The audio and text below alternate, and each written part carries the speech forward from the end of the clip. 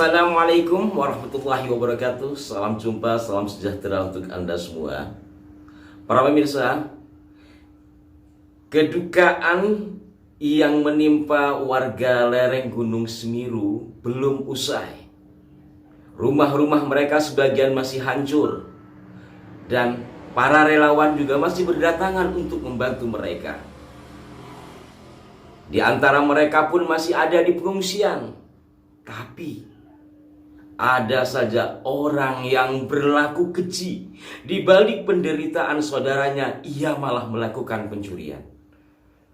Sungguh tindakan yang tidak berperi kemanusiaan. Untung saja sebagian dari tindak pencurian itu segera diketahui dan diberitakan di beberapa situs berita online seperti yang akan saya bahas ini.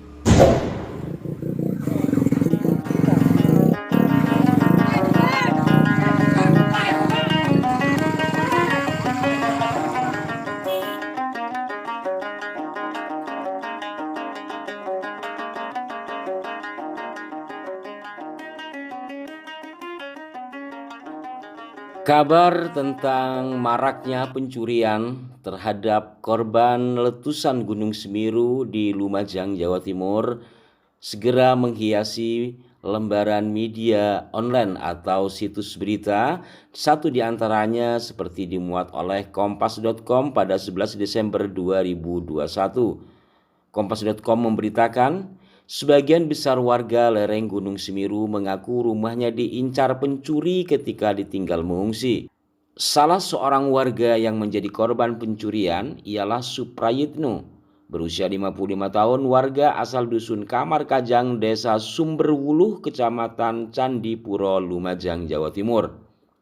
Uang senilai 2 juta milik mertuanya hilang dicolong maling. Bahkan 2 sertifikat rumah dan 3 sertifikat lahan kebunnya nyaris pindah tangan. Sertifikat sama uang itu kan disimpan di lemari, uangnya hilang. Terus 5 sertifikat jatuh berantakan di lantai, ungkap Suprayitno pada hari Sabtu 11 Desember 2021 seperti diberitakan oleh Kompas.com. Sementara itu, nasib sama juga dialami oleh warga lain. Ia bernama Sunarko. Perabotan rumahnya seperti kompor, setrika, gas LPG hilang dicolong maling. Menurutnya, jendela rumahnya dicongkel. Ya, jendela rumah saya dicongkel, ujarnya. Satu dari terduga pelaku pencurian itu telah ditangkap oleh warga dusun Kamar Kajang, Desa Sumberwuluh, Kecamatan Candipuro, Lumajang ketika ia melakukan aksi penjarahan. Terungkap pelaku bernama Wandi, warga asal Desa Jarit, Kecamatan Candipuro. Saat tertangkap, ia tak luput dari amukan massa. Ia pun babak belur akibat amukan massa. Modus yang digunakan Wandi saat menjarah yakni memanfaatkan kondisi perkampungan yang sibuk. Saat warga melakukan evakuasi barang-barang, ia menyamar sebagai salah seorang saudara dari korban erupsi tersebut.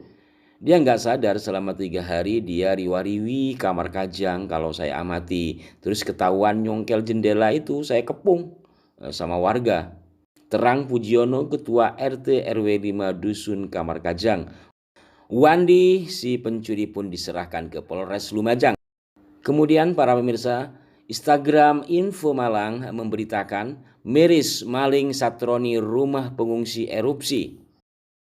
Malang 24 jam, erupsi Gunung Semeru pada 4 Desember 2021 lalu tidak membuat para pencuri berempati. Bagi mereka, bencana tetap menjadi kesempatan.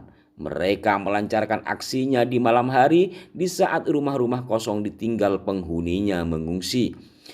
Hal ini diungkapkan oleh anggota BPBD Kabupaten Malang, Suryanto, yang ikut membantu penanganan bencana di Desa Sipiturang, Kecamatan Pronojiwo, Kabupaten Lumajang, Jawa Timur.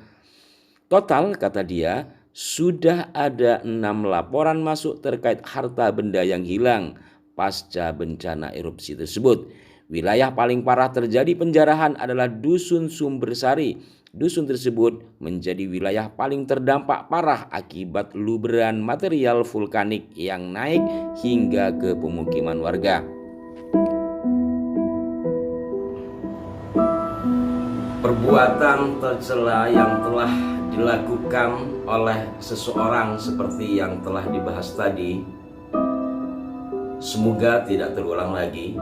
Marilah kita tumbuhkan empati kepada saudara-saudara kita yang tertimpa musibah akibat erupsi Gunung Semeru. Dan ini juga menjadi pelajaran kita semua untuk berhati-hati dalam kondisi apapun. Bukan hanya tindak pencurian yang dilakukan oleh orang-orang yang jahil terhadap korban erupsi Gunung Semeru atau mungkin korban-korban yang lain, kerap juga terjadi tindak kejahatan pencurian dalam tanda petik melalui sumbangan-sumbangan atau donasi-donasi yang diatasnamakan korban bencana melalui kelompok tertentu, tetapi ujungnya tidak sampai kepada korban.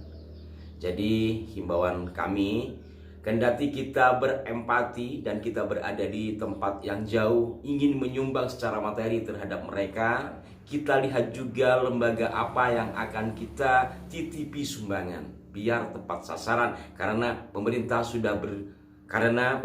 juga sudah berkoordinasi dengan baik untuk memberikan bantuan. Berikut juga beberapa organisasi telah bekerja cukup baik untuk memberikan sumbangan. Jadi pastikan sumbangan Anda tidak salah sasaran agar tidak terjadi tindak pencurian dalam tanda petik. Nahdlatul Ulama juga melalui Lazisnu atau NUKR Lazisnu telah memberikan sumbangan terhadap korban, juga mengumpulkan donasi dari masyarakat. Silakan bagi Anda yang berkenan untuk menyumbang melalui NUKR Lazisnu. Demikian para pemirsa, mohon maaf. Mudah-mudahan kita semua dilindungi oleh Allah Subhanahu wa taala menjadi orang yang tetap berlaku baik dan amanah. Sampai jumpa. Wassalamualaikum warahmatullahi wabarakatuh.